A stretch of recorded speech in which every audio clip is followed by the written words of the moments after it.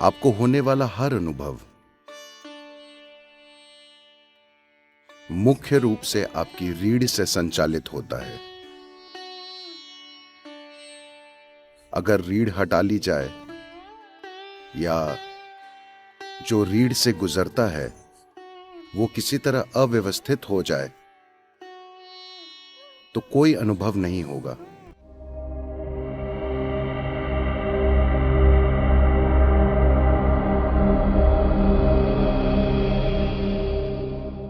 जीवन का जो भी अनुभव हो, चाहे वो प्रकाश हो या ध्वनि, कोई स्वाद, कोई गंध या संवेदना, अनुभव का जो भी रूप हो, दर्द हो या खुशी, आपको होने वाला हर अनुभव मुख्य रूप से आपकी रीढ़ से संचालित होता है।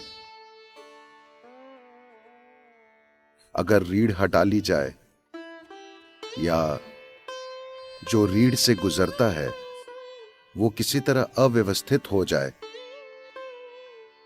तो कोई अनुभव नहीं होगा।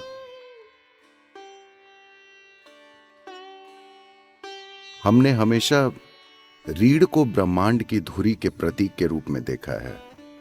मुख्य रूप से आप ब्रह्मांड को सिर्फ अपने अनुभव के संदर्भ में ही जानते हैं। उसे जानने का कोई और तरीका नहीं है। आप अपने अनुभव के संदर्भ के बिना दुनिया में कुछ नहीं जानते। हाँ, आप समझे मैंने क्या कहा?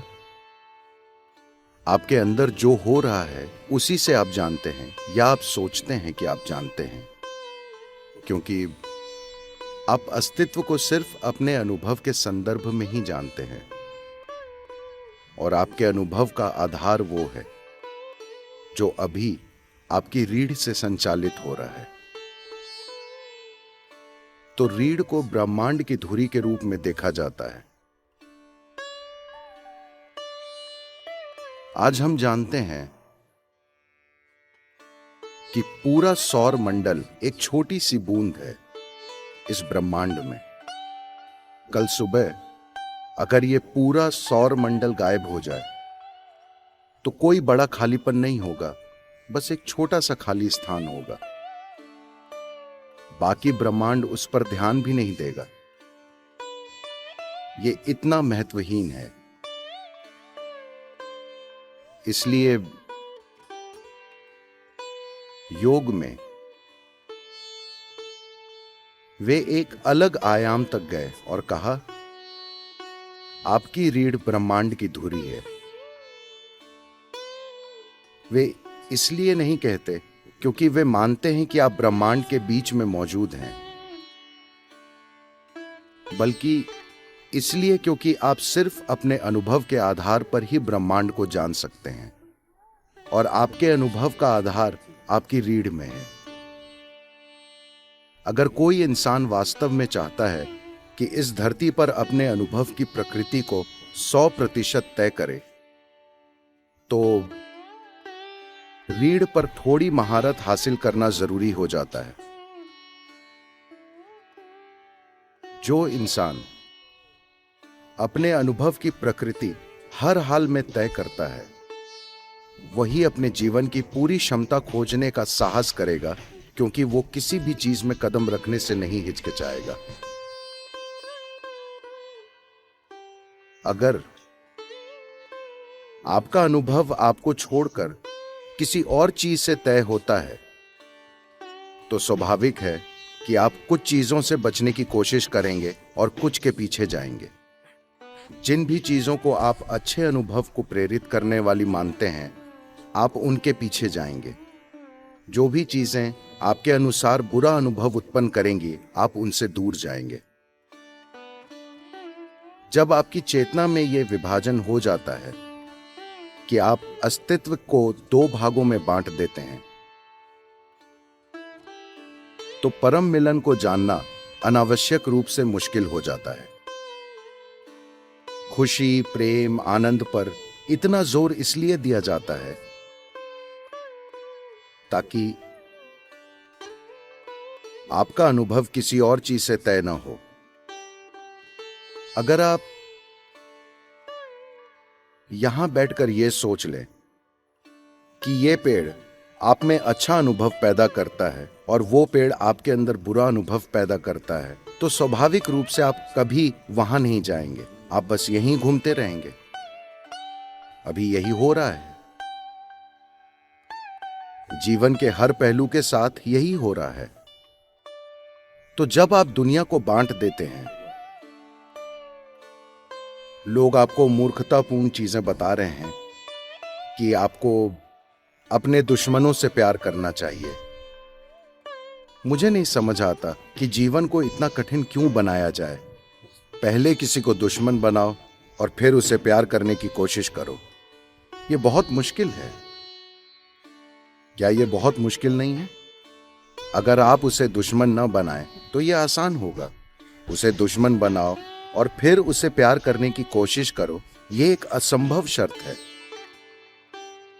नहीं, वे हमेशा आपके लिए असंभव चीजें तय करना चाहते हैं ताकि आप लगातार वहां जाएं। चलिए संभावनाओं पर नजर डालते हैं। सिवाय इसके कि आप दुनिया को न बांटें, दुनिया को गले लगाना बहुत मुश्किल है ना? अपनी चेतना में अगर आप बांट देते हैं कि ये मेरा है, ये मेरा नहीं है, तो हर चीज को अपनाने की कोशिश बहुत मुश्किल है। या तो सब कुछ मेरा है या कुछ भी मेरा नहीं है, ये ठीक है। कुछ भी मेरा नहीं है, ये एक मार्ग है, ये ठीक है। या सब कुछ मेरा है, ये ठीक है, ये काम करेगा, ये व्यवहारिक समाधान है। तुम मेरे दुश्मन हो पर मैं तुम्हें प्यार करता हूं, ये बहुत ही मुश्किल है। ये एक यातना है।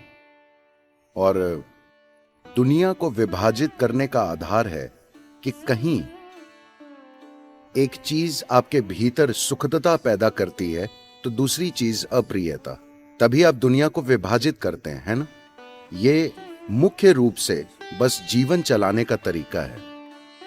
आप जानते हैं कि अगर आप यहां जाएंगे तो अप्रियता होगी और वहां जाएंगे तो सुखदता, तो धीरे धीरे आप वहां जाने लगते हैं, यहां नहीं। और कुछ समय बाद आप वहां बिल्कुल भी नहीं जा पाते, क्योंकि आप जानते हैं कि आपके अंदर कितनी अप्रियता घटित होती है।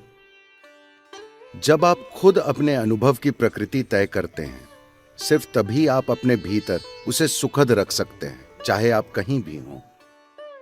अगर लोग अप्रियता पैदा करते हैं तो वे आपके आसपास कर सकते हैं, आपके भीतर कभी नहीं।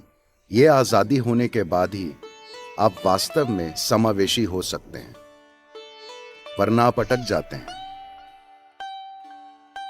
हर छोटी ध्वनि जो आप सुनते हैं, देखिए कि क्या आप उसे अपनी रीढ़ से संचालित कर पाते हैं। जो भी आप देखते हैं, देखिए कि क्या आप उसे अपनी रीढ़ से संचालित कर पाते हैं।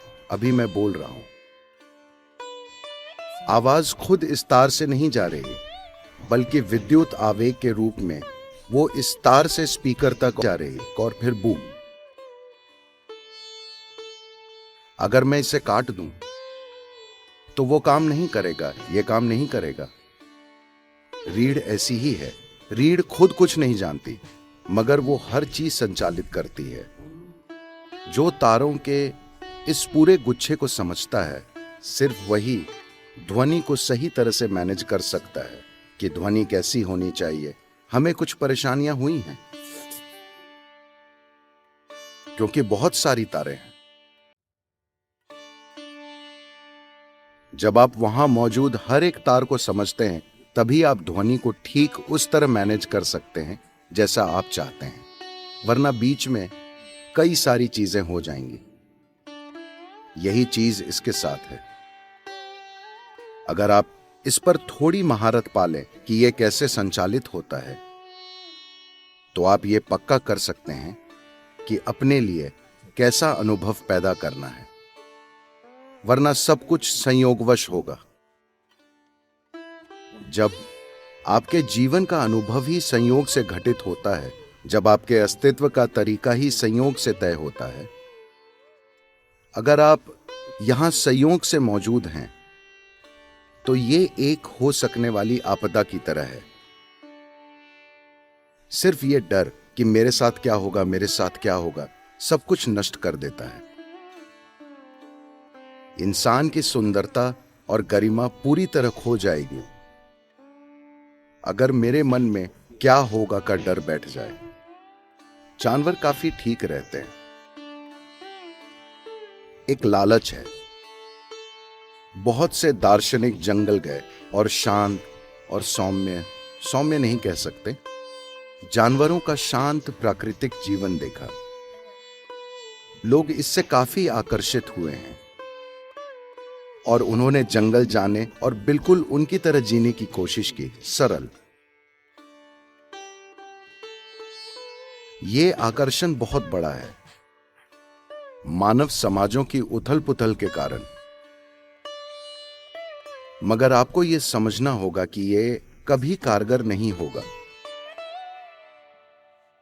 क्योंकि किसी जानवर में शांति की भावना बेखबरी के एक स्तर, अचेतनता के एक स्तर से आती है।